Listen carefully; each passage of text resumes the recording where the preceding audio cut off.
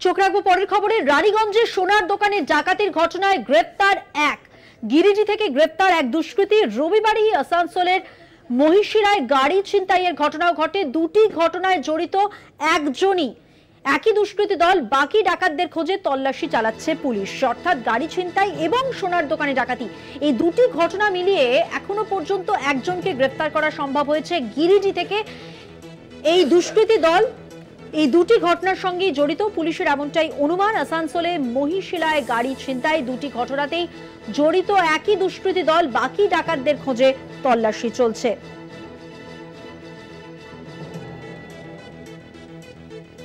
রানীগঞ্জের ঘটনা,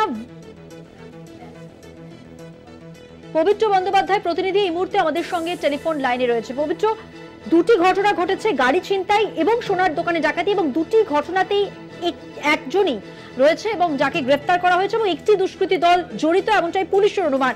সব মিলিয়ে পুলিশ সূত্রে কি জানা যাচ্ছে?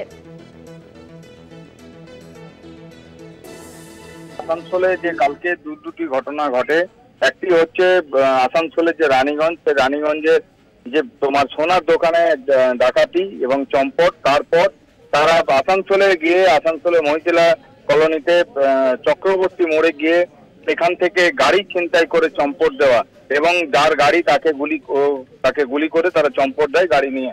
এই ঘটনা কাল থেকে আমরা যেমন দর্শকদের জানাচ্ছি, এবং এই ঘটনার পরে তারা চম্পট দেয় ঝাড়খণ্ডের দিকে। এবং এই খবর পাওয়ার পরে আসানসোল দুর্গাপুর পুলিশ কমিশনারের পুলিশ যোগাযোগ করে ঝাড়খণ্ডের পুলিশের সঙ্গে, এবং তারাও এখানে নাকা তল্লাশি শুরু করে। এবং রাত্রেবেলায় এই যে ডাকাতিতে জড়িত 7-8 জন যুবক, তারাই আবার জড়িত ছিল যে আসানসোলের মহিশিলায় 4 চাকা গাড়ি ছিনতাই।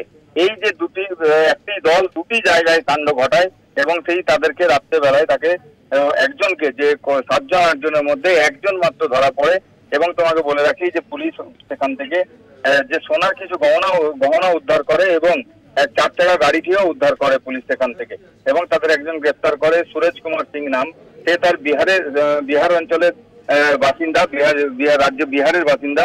এবং তাকে আজকে আসানসোল যে আদালত, সেই আদালতে আসানসোল দুর্গাপুর পুলিশ কমিশনারের আসানসোল দক্ষিণ থানা পেশ করে, এবং পেশ করার পরে তার দীর্ঘ শুনানির পরে বিচারক এই যে সুরেশ কুমার সিংকে পুনরায় 14 দিনের জেল হেফাজতের নির্দেশ দেয়। মধুমন্তী। ধন্যবাদ পবিত্র। কথা বললাম আমাদের প্রতিনিধি পবিত্র বন্দ্যোপাধ্যায়ের সঙ্গে।